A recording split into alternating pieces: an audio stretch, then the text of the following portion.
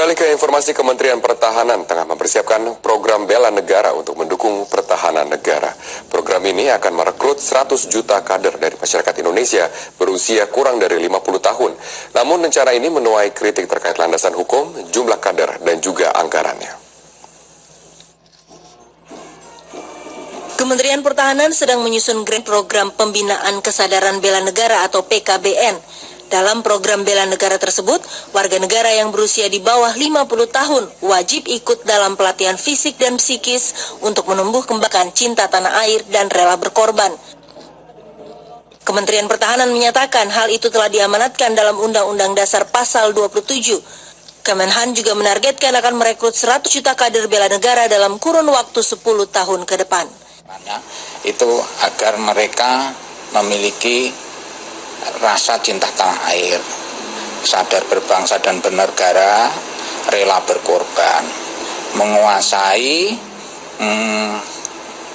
awal bela negara. Nah, oleh sebab itu disusunlah kurikulum yang standar. Program ini mendapat sambutan positif dari DPR RI. Untuk setiap anak bangsa itu memiliki kesadaran tentang bangsanya sendiri, memiliki kebanggaan atas bangsanya dan keinginan, kemauan untuk berjuang demi kepentingan bangsa dan negara. Dan itu harus dilatihkan, dididik sejak awal. Saya kira itu sudah final. Ada dalam Undang-Undang Dasar tahun 45 pasal 30 ayat 1. Tetapi di dalam pelaksanaannya menurut Undang-Undang Dasar juga dalam pasal 30 ayat 5-nya harus diatur dengan undang-undang. Program yang digagas oleh Menteri Pertahanan berbeda dengan wajib militer. Wajib militer memakan waktu 2 tahun untuk pelatihan yang dilanjutkan dengan bertugas sebagai tentara. Sementara program bela negara hanya menempuh waktu 1 bulan untuk menerima materi ilmu menyerupai pelatihan militer seperti menembak, alutsista, ketahanan fisik, ideologi, dan sebagainya. Namun dengan target 100 juta kader, dipastikan program ini akan menelan anggaran hingga ratusan miliar rupiah. Jadi di sini lebih cenderung kepada merevitalisasi dari sikap cinta tanah air, sikap disiplin, sikap ada kepedulian terhadap bangsa dan negara, kemudian sikap cepat untuk melihat segala sesuatu yang menjadi ancaman misalnya. Jadi pengambilan sikap ini kan perlu satu proses pelatihan. Dan itu perlu satu terstruktur yang dalam hal ini oleh Kementerian Pertahanan yang menginisiasi ini. Program bela negara rencananya akan diluncurkan oleh Presiden Joko Widodo pada 19 Oktober mendatang. Jokowi juga akan melantik 4.500 kader bela negara dari 45 kabupaten dan kota di Indonesia. Tim Liputan Metro TV. Menko Polhukam Luhut Panjaitan menyatakan tengah mempertimbangkan rencana Menteri Pertahanan untuk memberlakukan program bela negara bagi generasi muda. Luhut menyatakan program tersebut diperlukan untuk membangkitkan dan meningkatkan kesadaran generasi muda agar lebih disiplin. Meski demikian, Luhut menegaskan hal ini bukanlah program wajib militer. Bela negara itu oleh Kemhan dibuat program, angkanya saya masih lihat koreksi dulu, tapi tujuannya sebenarnya untuk mendisiplinkan anak-anak muda kita sehingga mereka punya ya seperti mental, revolusi mental juga, dan membuat kita lebih aware. Nanti mungkin ada masalah-masalah pemahaman soal narkoba, masalah teroris, dan masalah-masalah kebangsaan lainnya. Bentuknya tidak seperti wajib militer ya Pak? Ya, bukan seperti itu. Ada pelatihan-pelatihan yang diselenggarakan nanti di daerah-daerah.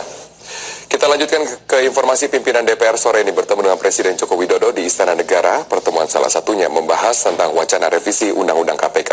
Kita langsung ikuti konferensi pers yang digelar. Dari ekonomi ini,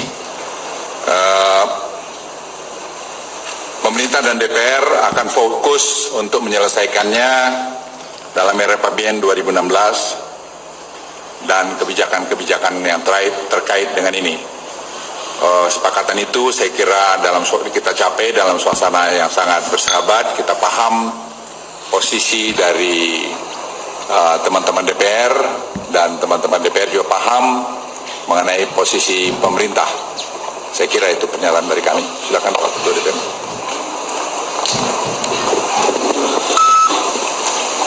juga para wartawan yang saya hormati dan khususnya para Menko yang mewakili Presiden dan juga pimpinan-pimpinan DPR. Jadi pembicaraan tadi begitu akrabnya antara Presiden dan juga dengan para pimpinan DPR, dan seperti yang telah disampaikan oleh Pak Luhut mewakili pemerintah dan juga atas persetujuan juga Presiden, karena tentu di DPR ini sekarang ini sedang melaksanakan APBN yang kita harus laksanakan pada tanggal 28 bulan 10, itu harus kita putuskan, dan tentu juga ini reses tanggal 30. Maka apa yang disampaikan Pak Luhut sesuai antara DPR dengan pemerintah, karena ini merupakan satu kesatuan yang harus kita perhatikan bersama, dan tentu pertemuan ini memberikan suatu gambaran besar sehingga persoalan-persoalan yang berkaitan dengan penyempurnaan KPK itu kita bisa laksanakan setelah semuanya itu bisa selesai dengan sebaik-baiknya, karena semuanya ini tentu kita perhatikan khususnya bagaimana kita akan memperkuat KPK ini akan lebih baik. Jadi saya rasa itu, dan sekali lagi saya terima kasih. Masih loh. Terus,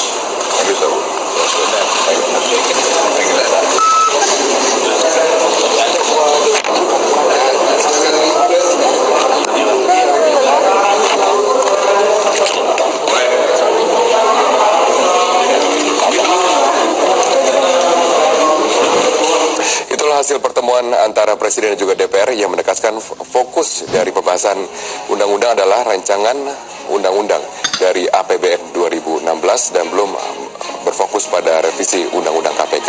Tetaplah bersama kami, Metro hari ini akan kembali dengan informasi siswa sekolah dasar di Nagari Situjuah Gadang yang meninggal dunia akibat dipukul oleh teman sekelasnya